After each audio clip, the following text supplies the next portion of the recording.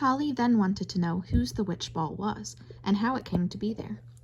If it was there when Dr. Vogel was in the house, it didn't seem to have done much good. No, she answered. It came much later than that, but old stories and fears have long lives. You can imagine Dr. Vogel was a bogey to frighten naughty children with for many generations. I heard a woman not long ago say to a screaming child, "The old fogey will get you if you don't stop." I'm sure that was an echo of Dr. Vogel. And witches keep cropping up. There was old Petronella, who put the spell on Green Knowe, and Madame Magda, who gave Maria Old Knowe the spell for sewing with human hair. Looking glass was invented in the early 17th century. It came from Italy. At first it was only in palaces and very big houses, small pieces of glass in very large embossed gold frames. But every woman wanted one, and soon most houses had at least a small one. You remember, Tolly, that Toby and Alexander had an elder brother who was a sailor. His wife collected looking glasses, as other people collect china or firearms or pictures. There aren't any in here, said Tolly, looking round the room. Well, of course a lot were lost in the fire in 1799. They are not the sort of thing you can throw out of a window in a hurry. But the witch ball survived. It was a treasured possession. It came from Holland. And there is a very old Persian looking glass in the Knight's Hall. I always think there must be something special about it, but I've never caught it doing anything odd. Come on, Ping. I know the one she means. May we take it down, Granny? The usual answer, my dear. Yes, but be careful. The two boys went up to the Knight's Hall, or music room, whichever you chose to call it. It was a very high room. The walls were bare, warm stone, broken only by deep-set arched windows. There were no pictures, and only one looking-glass, which was propped on a ledge against a sloping wall of the chimney stack, just above eye level. The glass could have been spanned by a man's hand, but it was set in a wide red lacquer frame. The frame itself was studded with small pieces of looking-glass, set in it as part of the decoration, all tilted at slightly different angles. It gave the impression that all these lesser bits were exploring the surrounding space on behalf of the main glass, which was fixed.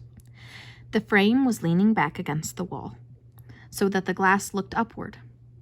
But by standing back a little, the boys could see, reflected in it, the big rose-red Chinese lantern that hung in the middle of the room. What lovely reds, said Tolly. The frame, one lantern in the room, and another in the looking-glass. Why do reflected things always look more mysterious?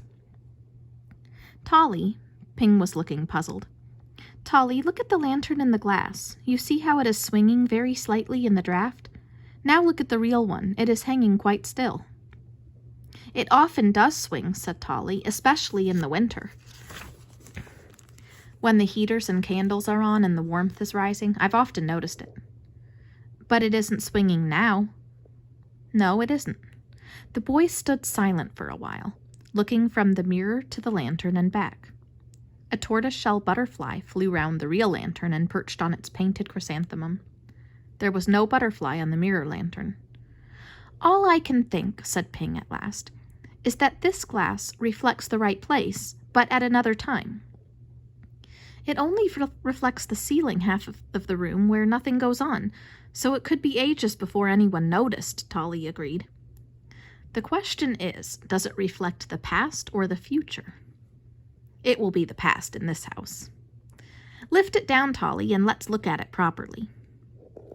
They lifted it down and propped it on a chair, kneeling to look in it. It showed their two interested faces, cheek by cheek, and their arms round each other's shoulders, and that filled up the whole surface. Well, that's now, at any rate, said Tolly. How do you know? It might be the next time we look at it. Mirror, mirror on the wall, who is the cleverest of us all, sang Tolly, teasingly pushing Ping over. Their mock fight ended with their tumbling one at each side of the mirror. From there, each boy saw in it a woman's face.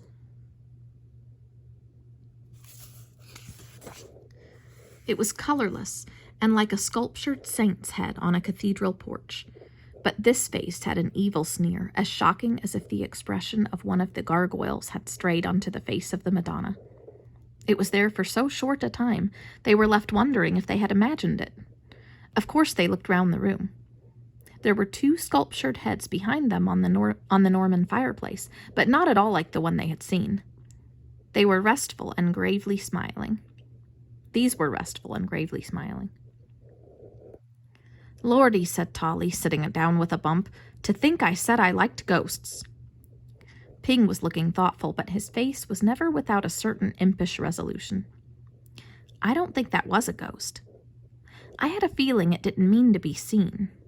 Suppose the glass shows the future, just suppose.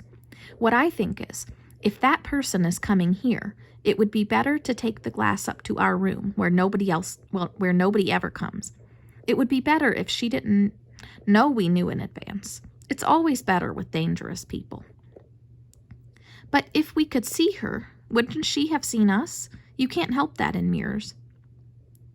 "But when she actually comes, the mirror won't be there, see? At least I hope that will be all right." They took the Persian glass up the wooden stairs that led from the big room to their attic. They stood it on the chest of drawers, behind the china dog and the ebony mouse. They looked at it a long time, but it innocently reflected the window and part of the water meadows in the distance. In the foreground, it now showed, instead of the Chinese lantern, the witch ball. Then they spent some time lovingly rearranging their treasures. Tolly had a deer's collar and a model of the frigate woodpecker.